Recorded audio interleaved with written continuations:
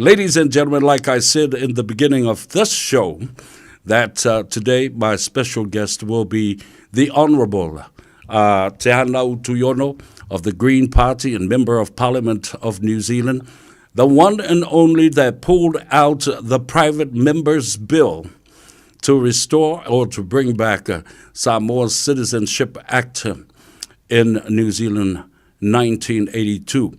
Without further ado, it is my pleasure and privilege to welcome you to Radio Samoa and also our program this afternoon. First of all, I'd like to commend you and I want to thank you from the bottom of my heart on behalf of all Samoans that are listening from all corners of the world to have your time, your precious time to be here with us and speaking with us live around the world.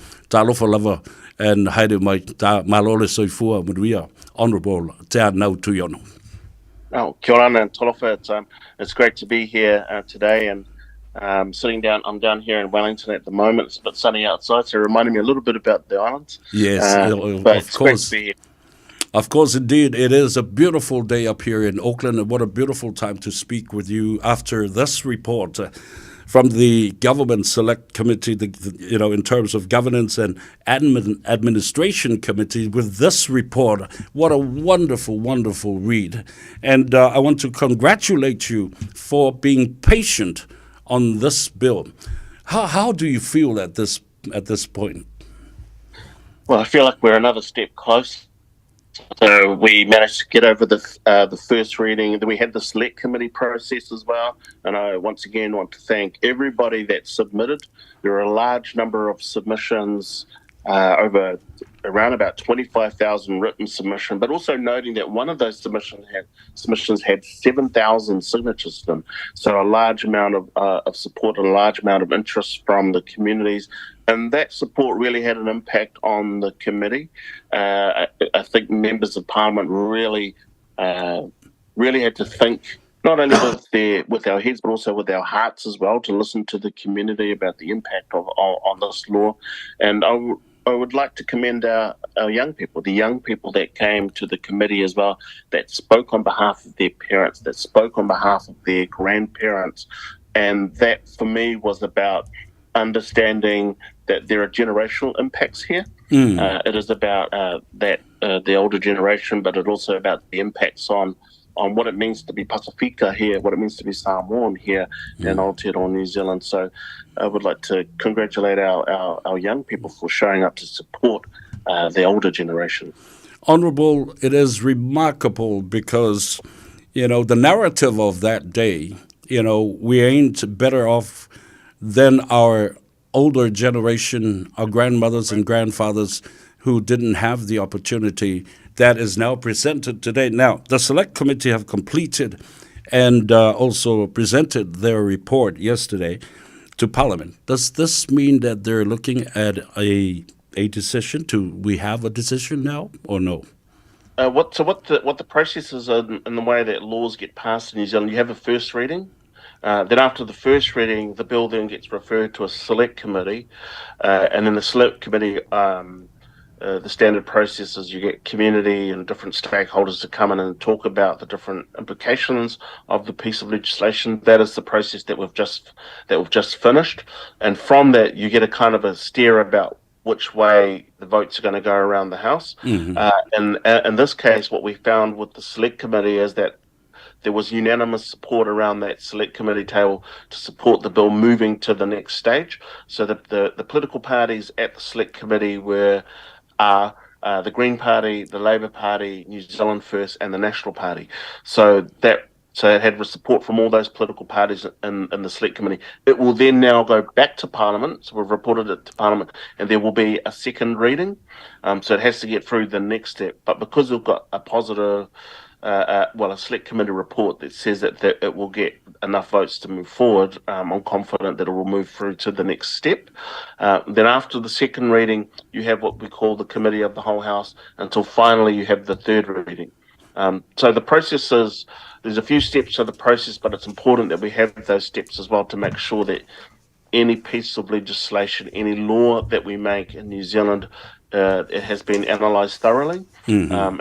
There has been enough kind of debates been made about it from all the different political parties' perspectives to make sure that we get the best laws possible.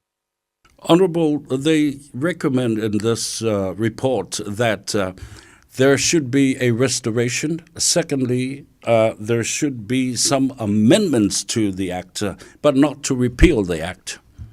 Yeah, Explain so this.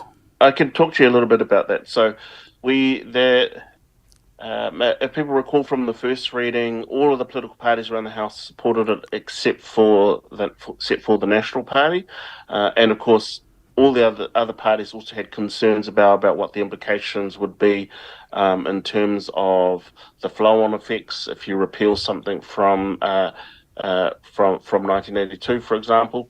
But the primary intent was around supporting that citizenship from the original cohort. Mm-hmm. So that primary intention has been met. What we did hear from the submissions is that people wanted to widen it to their children as well. Mm-hmm. So that is something that both us and the Greens and the Labour Party supported, but that part did not get support around the Select Committee table. Yeah. Around opening it up to not just those people that were directly impacted, but also their children, which would have given it. We estimate around about 15,000 to 19,000 people as well. So that didn't get support. There is another opportunity for amendments to be made to the legislation, what we call the Committee of the Whole House stage. Yeah. But my feeling is that it would require one of the government parties to actually indicate that they would support that type of change. We wanted to do a hard repeal, both myself and the Labour Party, and the reason was around trying to strike the law from the books. But the countervailing argument was that there are other things which link in from that act through to the Treaty of Friendship, and so impacts on the protocol were considered. And then also what that would mean in terms of actually having a piece of legislation where people could directly refer to the impacts on Samoa. Yeah. So the amendment that ended up with the majority, that was everybody else except from us, the Greens and Labour, was to do an amendment. Yeah. So it's not a hard repeal, but there's still amendments being made, amending the title, but then also making sure that the pieces of the flow-through clauses which support the Treaty of Friendship remain in order to allow preferential access into New Zealand, but then also to find a way to make sure that we do something for that citizenship pathway for the elders. But the other thing too, a lot of our Samoan community didn't know the 1977 Protocol Act still allows us, and it's still a live and part of the legislation that we can always go through that process. But what I'm telling you, Honourable, I'm so glad that if we go back and do the amendments for those people that were born between 1924 and 1949, despite the fact that they have the first generation, I'm rather happy and so happy, so that this target number of people and the Amendment Act restored for those citizens first. What's your take on that? Well, I'm glad that got through, and I'm glad that the Select Committee supported that perspective as well, because that came through loud and clear. And I'm certainly happy that government members in particular kind of heard that message from the community to make sure that that is supported. And I think what that indicates is respect. I think that indicates is integrity. One of the strong submissions came through from the Pacific Lawyers Association, and they talked about if you're going to find a pathway to restitution or the like, then it's important that there's a flow through and a practical material impact, and it does that. And so it's satisfied on that test. But I would say that it is a step amongst a long journey, and I want to acknowledge that many people in the Samoan community have been pushing and organising for years to get some sort of justice. Yeah. And so this is just another step on that journey towards justice. And the other thing too, Honourable, it is quite important because we don't cast a doubt over the descendants of these people that were born at that time, so that they can go ahead without the normal application through citizenship. And this piece of legislation is particularly carved out for them, so that there's no doubt, because the implications is very it's going to be a heavy burden in terms of New Zealand's economy. So to me, myself, individually, personally, I'm quite happy just to let our parents that were born at that particular time deal with this. Oh, I'm glad I'm glad that that got over the line as well. I mean, they got support around the select committee tab. There's more work to be done, if you go through the report, there are also, because it was brought up around visa conditions as well. Visa conditions are actually dealt with them through the Ministry for Immigration, so that's out of the scope for this piece of legislation. But it was certainly noted by the select committee that actually there needs to be something that needs to happen so that people can come and go more easily and freely between New Zealand and Samoa. I think that would be appropriate. The funny thing is, Honourable, they were just not Samoans. We were not the only ones that sent in, verbal submissions and also written submissions. There were thousands of non-Samoans who supported us on this bill, and I'm grateful for these non-Samoans. They've seen the pain that we've gone through throughout the years, and they were happy to lend a shoulder to support this one. What's your advice in how this relationship has developed throughout the years, and non-Samoans helping out Samoans with their fight? Oh, well, certainly that's certainly true for me. I'm from the Cook Islands, the Machuan, and I grew up with many Samoans who are the same generation of me, and I think of Whaarana, Fessel Collins, Lotu Fully, Tel Pritchard, a whole lot of my other friends. And so for me, it's about supporting a generation of people who I grew up with, a generation of people who are Pacifica, born here in Aotearoa, New Zealand, but have those connections in islands. And I think it's always really, really important that we support each other in our different ways. One of the very strong groups, when I went around the country to talk to people who would reach out to me and say that they really supported this bill, was Māori. Māori would routinely get in contact with me, talk with me, saying that they supported this bill as well, and noting that the Māori Party were very quick to support this bill as well. So the second reading of this, the vote is, it's not a conscience vote. It's a party vote, not a conscience vote. Can you explain that? So what will happen with this bill in particular, because you do have conscience votes, but this isn't a conscience issue per se, and so parties will indicate and usually block and vote in blocks. Having the support in particular from the National Party through the Select Committee report shows that there is support from the National Party to move it through to the next stage. Right. So I'm happy about that. It'll be exactly the same as the first reading in terms of the way that the votes are cast. The thing is, with the first reading, I had no idea who was going to support or not. With the Select Committee report, it gives a very, very clear signal that there is support, at least from all the political parties that were represented at the Select Committee. And so if the support that has been expressed in the Select Committee follows through, and it should, through to the second reading, then it will pass the second reading. So if this private members bill, is not supported by the majority, so at the second reading, does this mean it could end there? It would end there, but the thing I would highlight is the Select Committee report has the support of the Green Party, the Labour Party, New Zealand First Party, and the National Party. So that is a lot of votes. That's enough. That's more than a majority for it to get through the House, and that's a very, very strong signal that there will be support at the second reading. Just take us through to the recommendation of the report. Just briefly outline what's in store, and is there still a lot of work to be done? There could potentially be some work to be done because there's all these different stages. So it'll get through the second reading. So the job of the select committee has now ended because they've reported back to the House. We'll have the second reading, and then we'll actually, at that point, get a clear indication from different political parties about what they're about whether they might want to propose some new amendments. So within the select committee, you'll see there's a whole lot. There was a bunch of amendments that were made. It was supported unanimously to continue, but there were also some amendments there that were lost. So, for example, there's an amendment there around having zero fees in terms of applying. Yeah.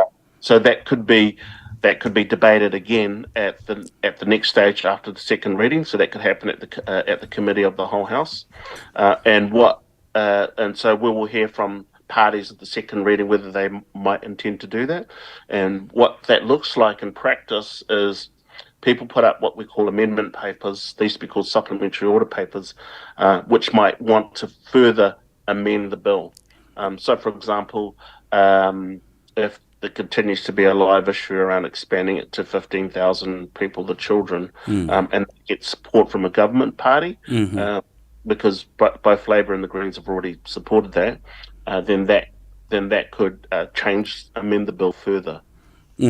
So, as we met before, and you can see the community of Samoa is still, vying to have connections to these political parties and their leaders and caucuses.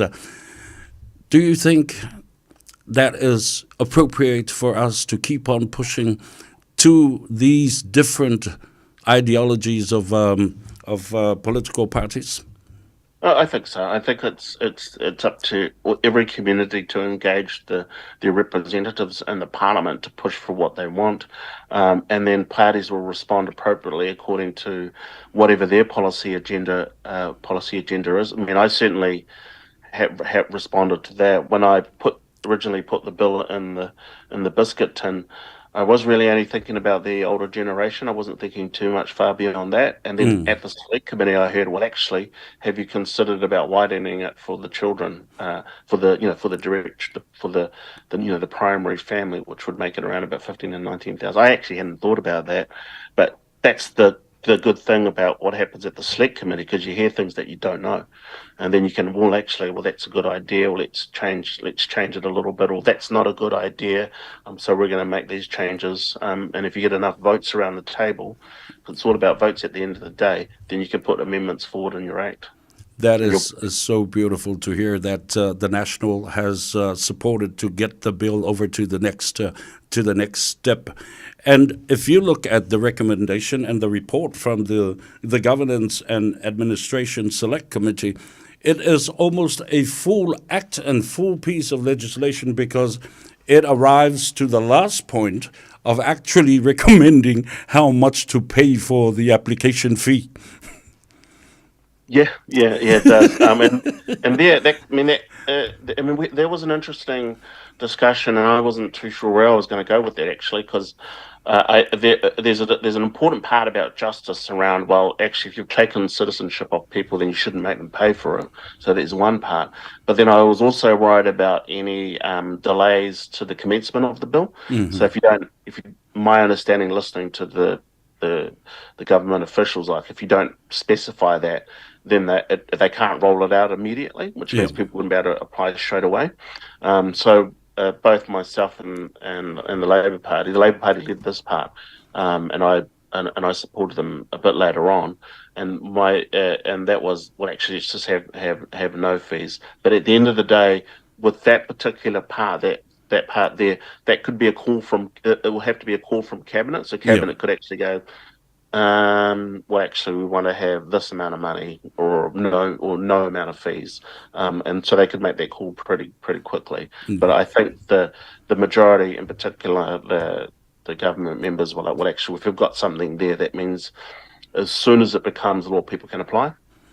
Do you think with your vision right now, as this bill, the private members bill of yours, has been pushed forward, would you see the end result that this will be laid to rest finally at some point? I expect that once we get it through the next second reading, that we should and we get an indication about whether political parties will put amendment papers up or not, that it will get over the line for the third reading. But then also, what I would also say is that there's still more work to be done. This bill is just one part. There is a question around on different visa conditions, and we've pushed around decoupling visa conditions, and in the sense that it can be quite punitive if you're coming over from Samoa, and for example, on an RSC visa, and your job gets taken out by like a climate-induced event like Cyclone Gabrielle, or you have a situation where you have an exploitative workplace, then that I think that there's more work to be done there. That is actually outside of the scope of this bill. So this bill won't do everything. It only does one part. It just does one step as well. So there will always be more work to be done. Absolutely, and I'm sure that the community that are listening are grateful for the work that you have done and pushed through Parliament, and also your parliamentarian colleagues and even the Prime Minister as well, because I know you're going to have a consultation after this bill is passed or pushed through to be royal assented. The two governments are still going to negotiate on other matters. Yeah, that's definitely, I think that will definitely is on the cards. All right. To stay away from the